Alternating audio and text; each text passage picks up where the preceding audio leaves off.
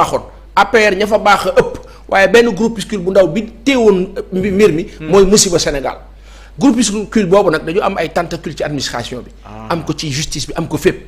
il faut savoir les déceler boobu. moo jur impression bi nga am. ne waaye am na ko fi nekk dañ ko fi waroon nekk non bala ngaa jëlee nit da ngaa xool kan la jël sa temps. xool la taxoon mu doon def kaka doon defloo na mu ko doon defloowee ça nécessite un minimum de temps benn ñaareel ba doo ñëw rek dugg ci bërëb na ñëpp sortee nga génn ba pare soxla xool contact bi fan la nekkoon gisuloo ko da ngay dellu ci ñoom ne leen contact bi fu mu newoon. pour bañ loolu da ngay tey j'aime bien cet état d'esprit de dal de tey quand bien même il faut être regardant xam kan moo la kan récupérer toutes les informations nationales fii ak 6 mois incha allah rabbi la donne va changer. ça va changer incha allah. certainement lire nga aussi Amy Dia. oui li mu ci wax ci justice. oui ñaar fukki weer ak benn. quand je pense à cette dame j'ai très mal. j'ai beaucoup mal pour elle pour sa famille mais je suis super heureux machallah xam ne que mu ngi ci jàmm qu'elle a retrouvé les siens que machallah pour man c'est une dame boo xam ni Sénégal dañ ko war a sax tatagal. dañ ko war a tatagal est-ce que xam nga lenn. est-ce que tu sais que moi sans prétention j'aurais aimé qu'on consacre une journée nationale de prière d'encouragement de remerciements de félicitations à l'endroit de tous ces Sénégalais qui ont perdu la vie dont les familles sont là à l'endroit de tous ces prisonniers qui ont mené le combat ba mu jaral leen dugg kaso à l'endroit de tous ces bons gens qui ont fait face à l'ancien régime du président Macky Sall ce régime criminel là qui a tué beaucoup de Sénégalais. may wax ne quelqu'un comme Amy Dia symbole la donc j'aurais bien aimé ñu jël benn jour ci at bi ñu ne dañ kaa jagleel ñii bu ko defee ñu saafonteeg ñoom xoolil ñu humainement rek ñu nekk mu nekk une journée de prière. Oui. Mais de fête aussi au-delà du mal qu'on a subi de jouissance dans le bon sens du terme où on verra par exemple une Amy Dia ñu woo ko mu ñëw ñu waxtaan dana am lu ñu fàttali mais dana am tamit feneen fu ñu jëm. le Sénégal dañu war a nekk benn dañu war a def bloc dañu war a nekk pas un peuple mais dañu war a nekk le peuple parce que article yi dafa am différence pas un mais le peuple. Comme le leader et non un leader. loolu daf noo dimbali. parce que ñun suñu cat Sénégal mooy toujours lu metti lu ñu dal duñ ko fàttaliku suñu ay moment yëpp dañuy dem nii rek mais di fàttaliku par exemple le Joola nu kaa dund. wan ne lii moo taxoon Joola am nan la ñuy def ba du amati. di fàttaliku ce qu'on a enduré en 2011 quand Malick Ba était assassiné à Sangalkam. di fàttaliku quand Mamadou Diop était lâchement tué. di fàttaliku Fodé Ndiaye le policier malheureusement assassiné ak pas mal de choses.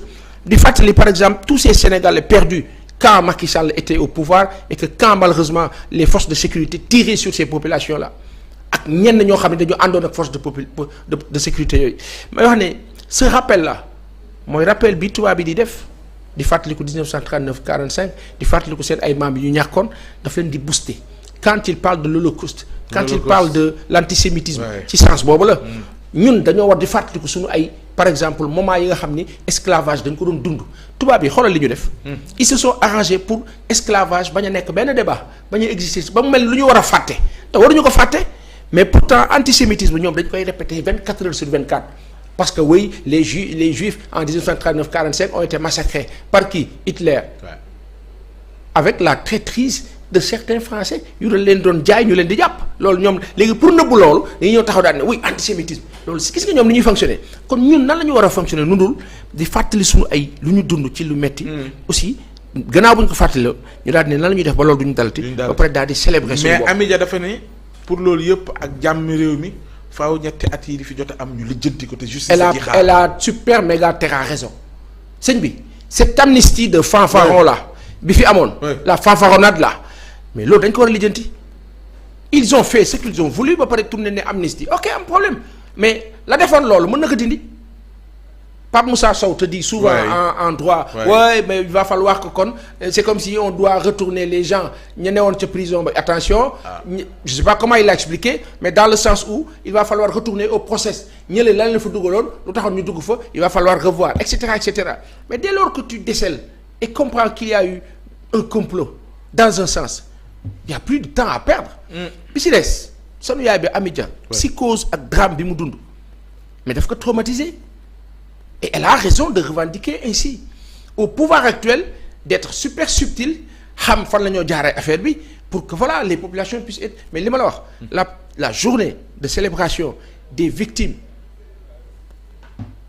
du régime apériste pour man loolu dafa jaadu parce qu'on a perdu beaucoup de Sénégalais les gens parlent de trentaine ñii naan 80 mais ëpp na ko kenn xamul ñaata la li ñu ñàkk ci ay Sénégalais ci lii nii kenn xamul ñaata la alors de 2021 à 2023 on en a perdu qu'est-ce qu'il faut faire justice da nga koy bàyyi ak indépendance am. justice moom doxal est-ce que amnistie bi jaar na yoon est-ce que à eux de voir. yow mi ne ci nguur nga gérer du tere nag toutes ces victimes là. ñi nga xam ne dañ ñàkk seen njaboot. ak ñeneen. état bi am na ay services dédiés sur le plan social. ñu seeti ñooñu one by one seen kër yi. c'est du temps c'est du travail. mooy indemnisation la sécurité sociale. oui mais ñoom leneen li ko jiitu mooy d'abord justice. waaw non parce que mënuñoo baale. d'ailleurs xam même nga Amidia am na kum ciy tudd ne mënu koo baal. oui à juste raison te justice boobu lan la xool kan moo def ak ku deful léegi ñu ne ma non amnistie bi mais amnistie bi il va falloir revenir là-dessus au pouvoir actuel de trouver la stratégie pour y arriver ñoom ñoo xam pexe ba la ñuy def pour am. mais li important nit pour nga fàttaloo ko li ko metti na am occupation. Amidia ak ñi mel ni moom ñooñu ñëpp na leen état bi fekki ka ci nekk activité ba mu nekk na ko état bi dooleel renforcer ko Amidia nanu ko jox par exemple je dis comme ça bu fekkee intéressé na ko. ne ko yaa booy yow da nga daan yëngatu.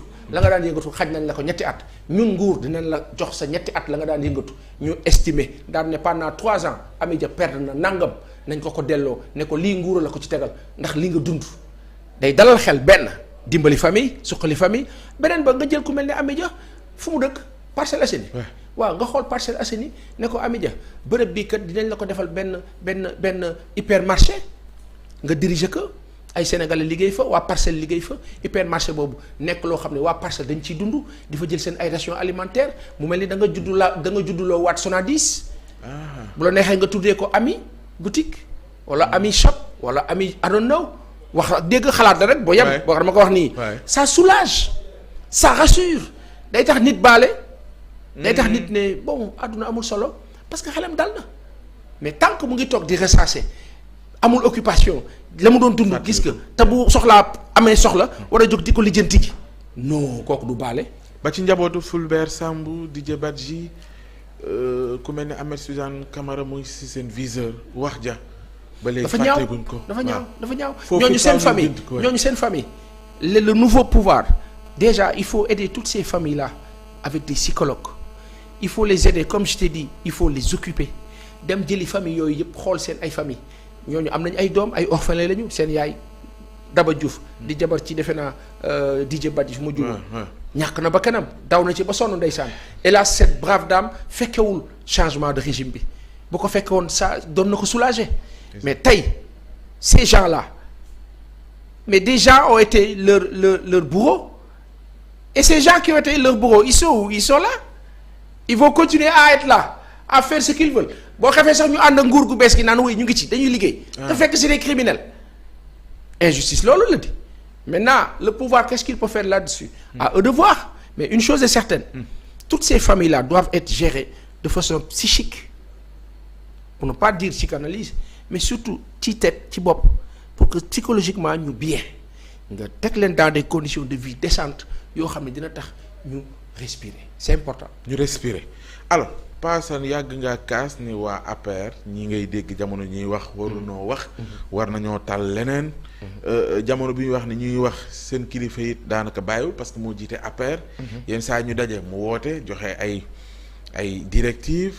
dégg naa ko mel ni Moustapha Diakhaté muy wax ni sax bàyyeegul du ko bett buñ ne ñu ngi jëm ci ay législatives mu jiite liste ba waaye du ko bett it ndax bëgg-bëggam mooy ñëw en 2029. subhanallah j'apprends ay subhanallah ci Walf Quotidien dafa mel ni c'est passé inaperçu Walf di ñu xamal ni Rabat Maroc Paris France ñoo ko rappelé à l'ordre pour que mu génn ci en tout cas vie intérieure réew mi. alors est-ce une manière pour Rabat Maroc wala ca France ñu won aux nouvelles autorités que ne donte mu ngi sunu réew kat ñun ñu ngi fexe ba def la ñu war balaa ñu jàpp ni complicité la est-ce que loolu nga ci déggee wala Walf Quotidien gis ñu. Walf ils ont fini ça en une. Oui. Ce qui est génial dans cette histoire c'est que